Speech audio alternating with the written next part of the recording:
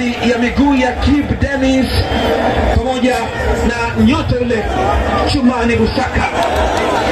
Anayesubiriwa ni mwamuzi, anakwenda kujiridhisha pale kama kulikuwa na foul.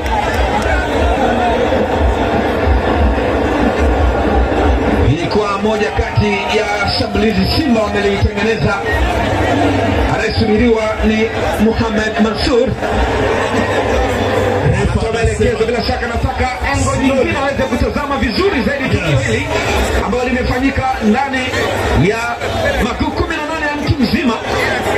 Wakati huo Afrika inatazama kama itakuwa ni mkwaju wa penalty kwa Simba, na bila shaka Dar es Salaam Tanzania pressure inapanda, pressure inashuka, wakisubiri VAR iweze kuamua kama ni mkwaju wa penalty kwa faida ya Simba.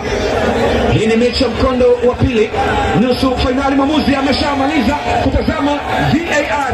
Mohamed Mansour kutoka Misri, tunasubiri sasa kumuona nafanyaje.